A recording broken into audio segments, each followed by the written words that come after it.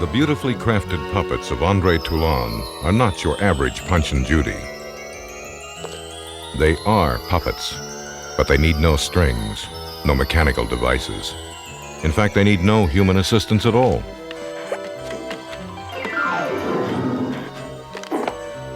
Here in the workshop of their creator, they are gentle companions. But should they fall into the wrong hands, their awesome powers can become destructive and deadly. That is exactly what happens in Full Moon's brand new film, The Puppet Master, directed by David Schmoller.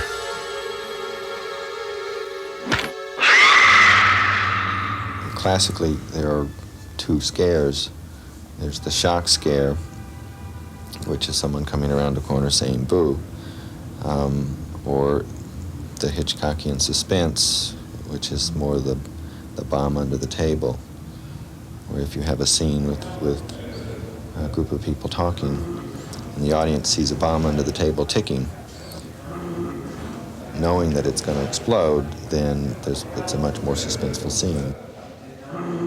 We know that these puppets come alive and are capable of doing bad things, and that's our bomb under the table.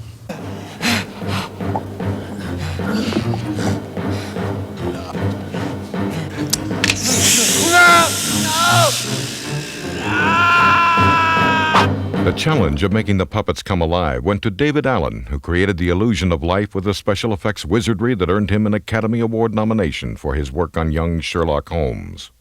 In this scene, the camera's, I guess it's still, or was, set up back there, yeah? So it's a long shot down the hall, and you see him just, I guess she looks back and sees him there. He's not moving really, except that he raises his arm, you know, in a kind of a malevolent, threatening way, without having to have any puppeteers all around him, you know.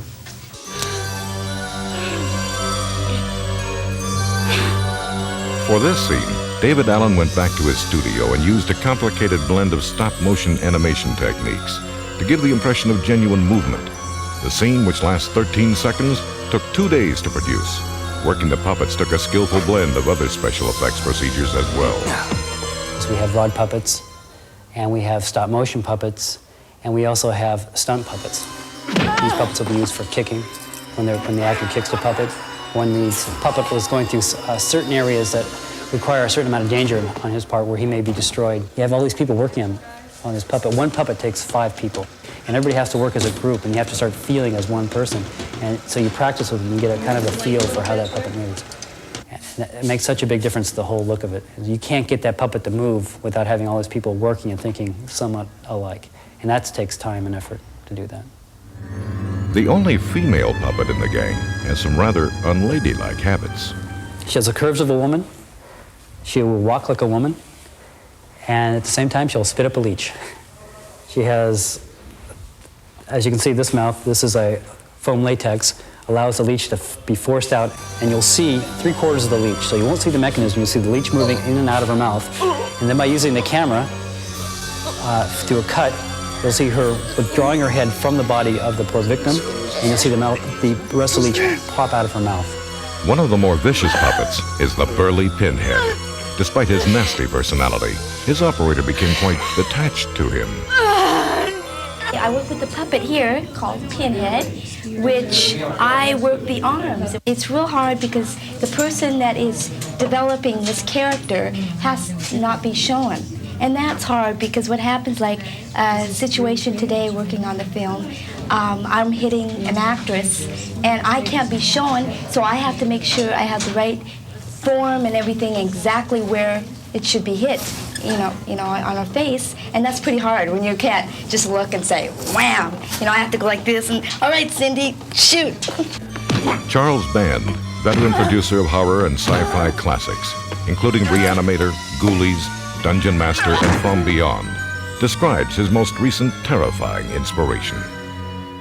I think there's something inherently scary with little, I guess, normally inanimate objects coming to life and racing around at a breakneck speed and doing maniacal things, especially if they're relentless. And they really do look quite believable. I don't think there's anybody better today than Dave Allen at doing what he does. He's a real magician, and You know, it's one thing conceiving a puppet like Pinhead. You know, give me a big kind of big-handed, big-chested puppet with a tiny little pinhead. And it's another thing creating that puppet and making it really look mean and real too, that it's not a joke, because you have to believe these things in their own way do come to life.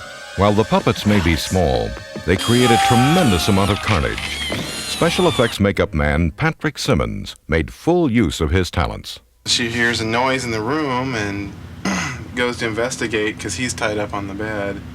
And underneath the bed emerges Tunneler, the Chrome Dome character, who tunnels his way into her mouth and turns it into a hamburger. The star of the film, acclaimed actor Paul Le Mat, plays a Yale professor who is pitted against supernatural forces in a life and death struggle for control over the puppets. I think it's a good film, a good type of film. This story, there's some intelligence behind it. There's some mystery behind it that's revealed that I think is interesting. And there's some characters that are more than just one-dimensional.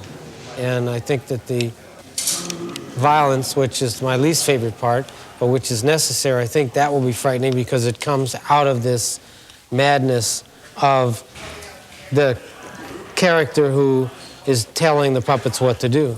There is something singularly horrifying about the idea of innocent playthings coming to life as evil monsters.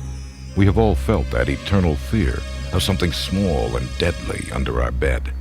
And the truth of the matter is, no one really knows what dolls and puppets do when the lights go out.